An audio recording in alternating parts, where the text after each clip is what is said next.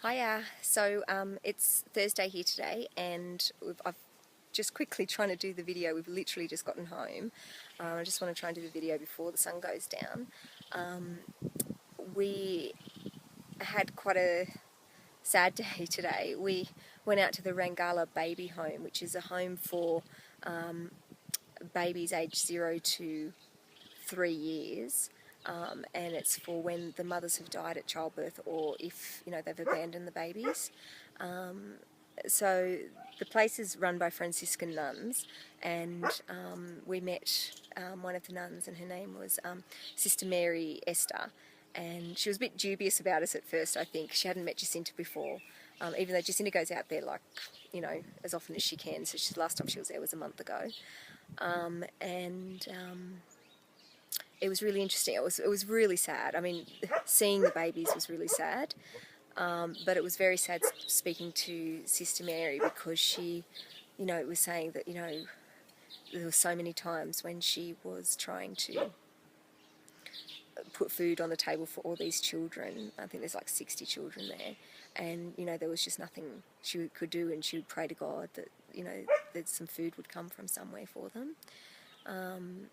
So there's like all these different rooms for different ages, and so you go into the little tiny babies' rooms, and there are these little tiny little things that are in their cots, and their age from, I think today they were aged from like 3 months to about 7 months or something, and they're crying and crying, and she hasn't got enough staff to look after them, and so I was just there picking up all the babies and cuddling them and stuff, and it was really sad to see it.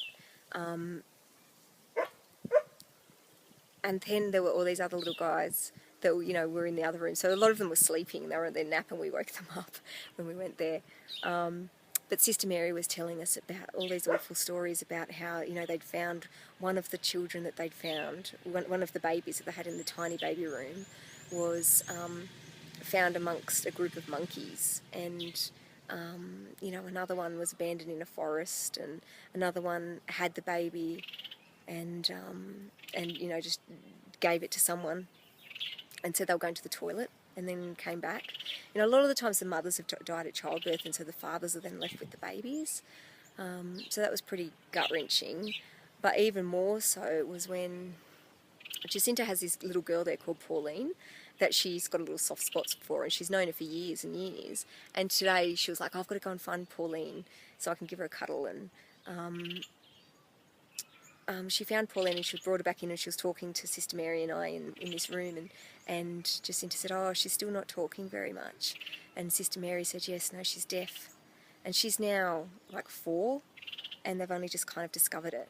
And, they're not giving her anything. She's got a little bit of hearing, like if you clap your hands loudly, but if you just say her name, she can't hear you.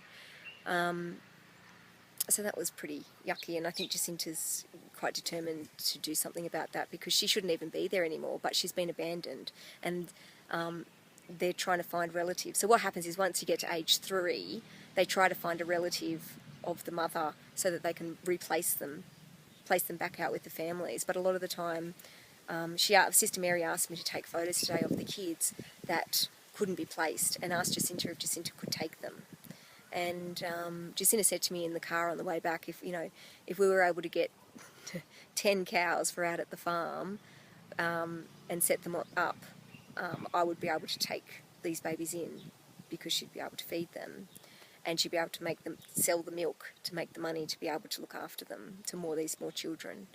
So that was pretty sad, really. And I mean, they were all really excited. They were like little normal 3-year-olds that were really happy and whatever, but it was sad. Sister Mary also was there, and was saying how Jacinta was saying to her, you need to be more self-sustainable, and you need to be able to grow the food yourself. And Jacinta also said to her, I've actually bought a few cows and chickens for this place over the years, so that you can use that for food. And she said, have you still got them? And she said that one had died and something had happened, and they'd basically eaten the cows because they had no food. And they've eaten the chickens because they've got no food.